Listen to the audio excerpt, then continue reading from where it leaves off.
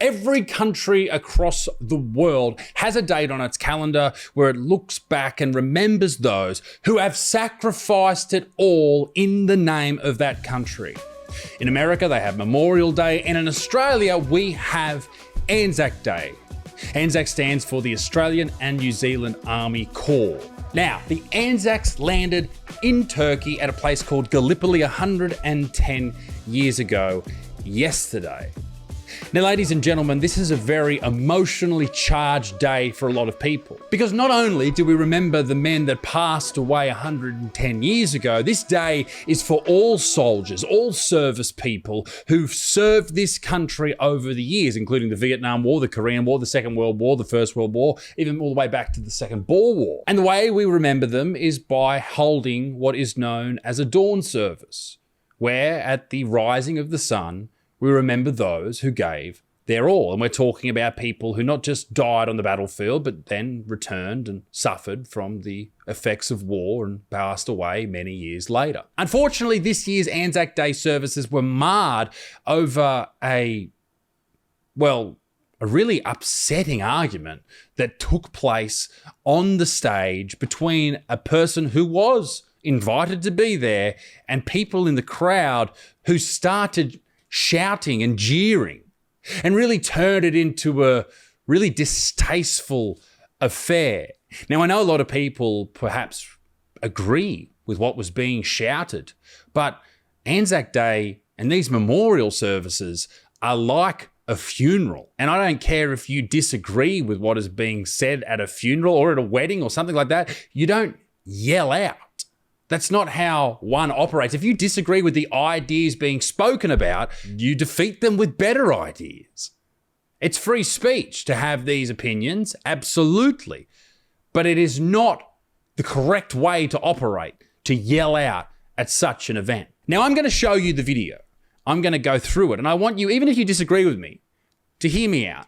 Because I don't necessarily disagree with what was being yelled out in its entirety. I don't agree with everything that was being said, but there definitely is a place for debate with what was being spoken about. I've made many videos on it, maybe 3 or 4. Now, the whole problem comes down to something known as a welcome to country, where Indigenous people, who are the native people of Australia, right? Aboriginal people, people who have been here for 60,000 years plus, probably even up to 90,000 years, a very long time. They will welcome you to that part of Australia. They will stand up, and it happens, I think it started happening in about the 90s, thereabouts. And then, like an avalanche, it has only picked up speed. And now these welcome to country ceremonies are absolutely everywhere. Every school does it when they have an assembly. Every sporting club does it. Every single time the fucking governmental officials fart, they have to do a welcome to country, where we welcome you all to the land of X people. Now, I think that we all should be proud of Indigenous culture because my family has been here for hundreds of years, and I feel just as a part of Indigenous culture as some Indigenous people do because we're from the same place. I think that's something that we probably should encourage. But here's the thing. The more you do it, and when you do it all the time, constantly, it loses all meaning. It becomes this bureaucratic nonsense that we just have to get through in order to get to the meat of the conversation. I'll play you the video and let's see what we can all deduce from it. I'm a Gunditjmara man on my mother's side, and I'm a Bunurong man on my father's side. And this morning, I'm here to welcome everybody to my father's country. A lot of people were pretty pissed off about this from the beginning because he has a hat on and that's disrespectful. Fair enough. Beautiful Bunurong country.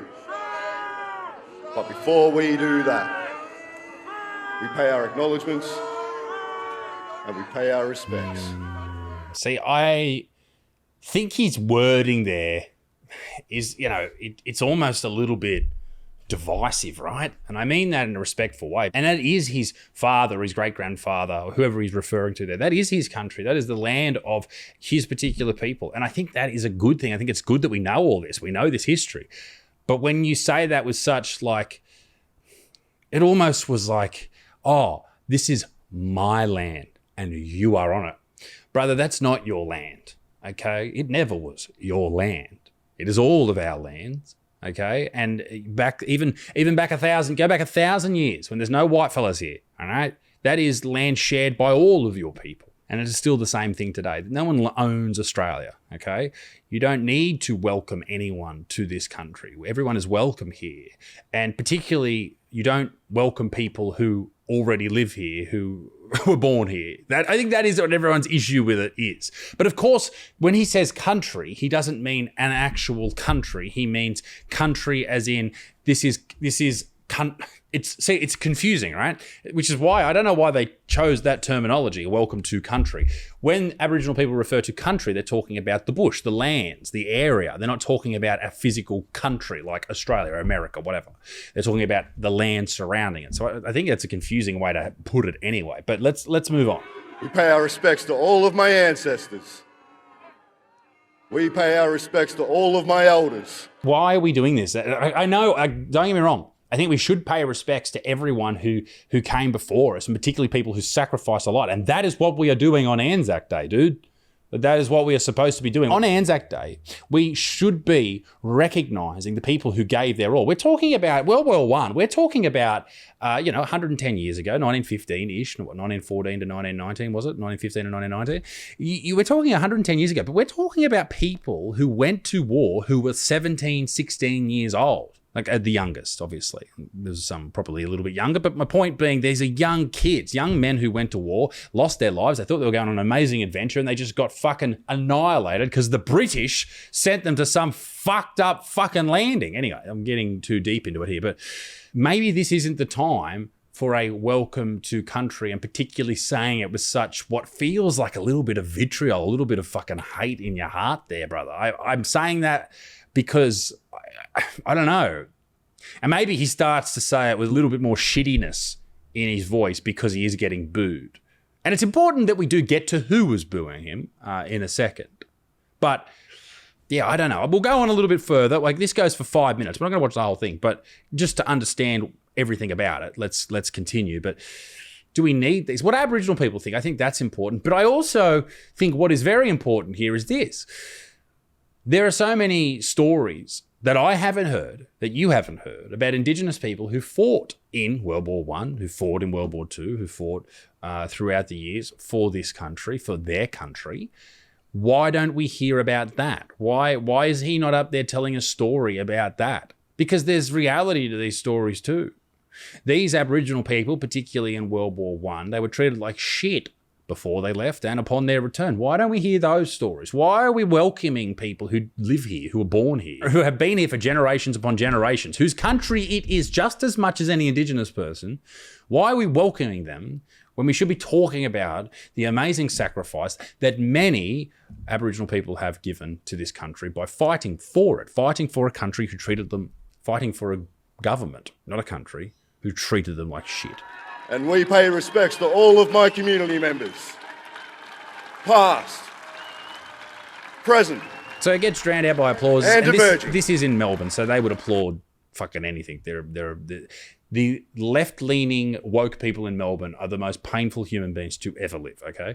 And we acknowledge the continuous and unbroken connection to country for the Bunurong people.